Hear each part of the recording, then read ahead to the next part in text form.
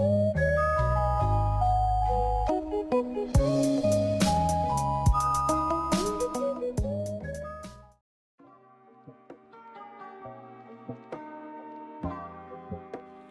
guys, Tech James here. In this video I'll be unboxing this package that I got off eBay. So here it is, I'm just going to unbox it right now. This is supposed to be a Afterburner Backlit Modded GameBoy Advance. So I picked this up for about £10. It was an auction. I was the only person that bidded on it. I was really surprised I actually won it. So let's just unbox this right now.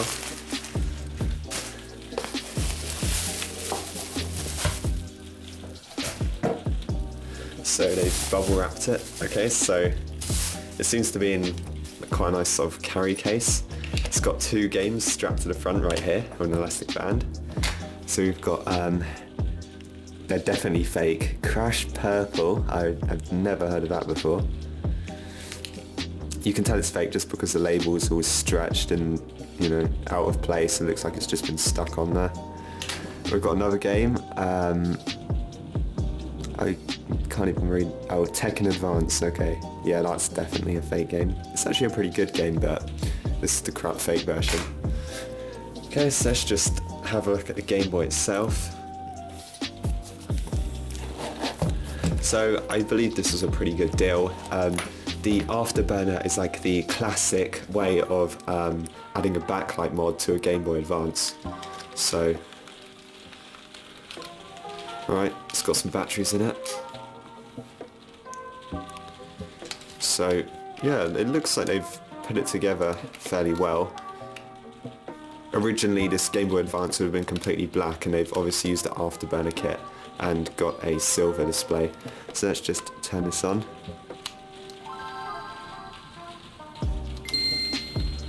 So it's hard to tell if the backlight's enabled or not. Oh, there you go. You can see it going on and off. The lighting in here is pretty bad, but I'll show you guys in a minute. So yeah, the condition, it's got a few scratches on the screen. If I wanted to refurbish it, I could always swap the housing over. All the buttons seem to work. As you can see, it's got a little light option down here where you turn a light on and off.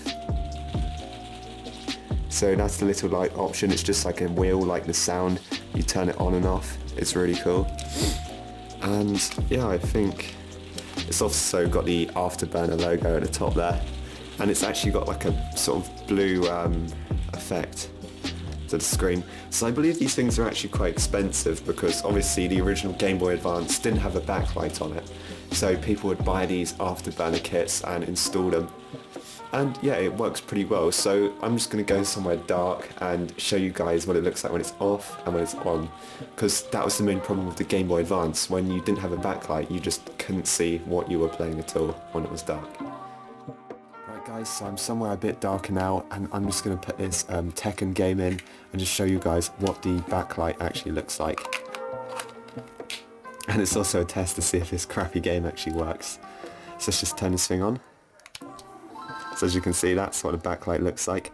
I'll show you guys what it looks like without it as well. Let me just turn down the sound on this Game Boy.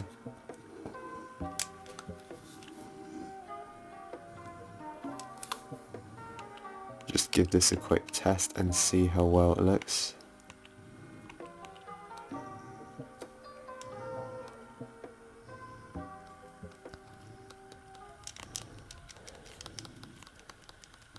So I'd say this is definitely playable.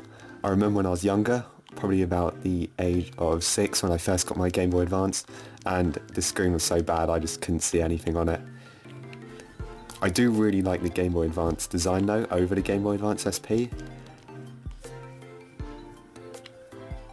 Right guys, so that's just a tiny bit of gameplay with the backlight on. Now I'm just going to leave it playing. I'm just going to pause it, and I'm going to show you what it looks like when I turn the backlight off. So here it is.